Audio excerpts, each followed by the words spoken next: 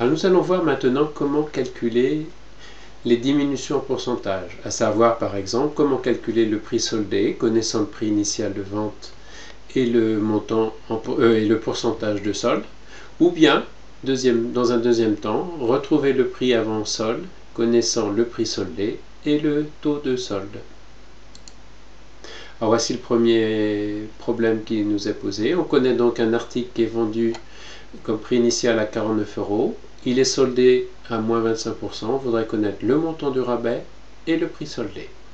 Alors le plus simple pour traiter ce genre de problème, c'est de construire un tableau de proportionnalité.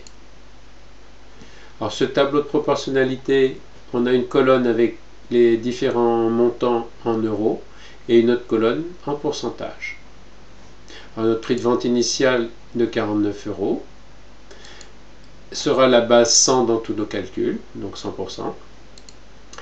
La baisse étant de 25%, donc je vais retrancher 25 à 100, ce qui me fait un prix soldé qui représente 75% du prix initial. On cherche donc la baisse, que l'on va noter X, et puis le prix de vente soldé, que l'on note Y.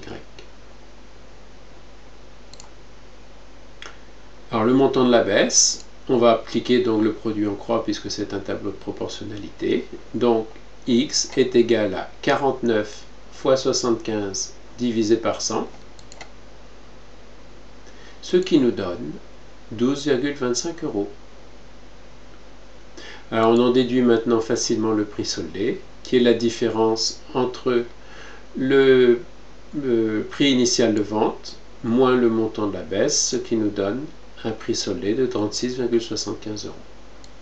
Alors de la même façon, puisque c'est un tableau de proportionnalité dans lequel on a toutes les valeurs dont on a besoin, on peut à nouveau appliquer le produit en croix et dire que Y est aussi égal à 49 fois 75 divisé par 100, ce qui nous donne bien entendu le même résultat, à savoir un prix soldé de 36,75 €. Alors deuxième petit problème qui se pose à nous, cette fois-ci on connaît le prix de vente soldé de l'article, 75,60 €. Il a subi cet article déjà une baisse de 40%. On veut donc retrouver le prix de vente initial et le montant de la baisse. Alors de la même façon, nous allons utiliser un tableau de proportionnalité avec bien sûr toujours la colonne des montants, des différents montants en euros et la colonne des pourcentages. Alors le prix de vente initial reste toujours la base 100 dans notre tableau.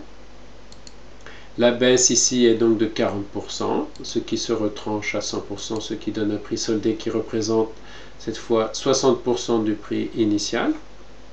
Et puis on va porter la valeur que l'on connaît ici, c'est-à-dire 75,60, le prix de vente soldé de l'article. On recherche donc le prix de vente initial que l'on note X, et puis le montant de la baisse que l'on notera Y. Donc, en appliquant le produit en croix, on peut dire que le prix de vente initial, c'est égal à 55,60 fois 100 divisé par 60, en appliquant bien sûr le produit en croix. Ce qui donne un prix initial de 126 €. Maintenant, on va en déduire le montant de la baisse, que l'on note Y. Donc c'est la différence bien sûr entre le prix initial et le prix soldé, 126 moins 75,60, ce qui nous donne une baisse de 50,40 €. Alors comme on a bien sûr toutes les données dans un tableau de proportionnalité, on peut aussi retrouver la valeur Y en appliquant le produit en croix.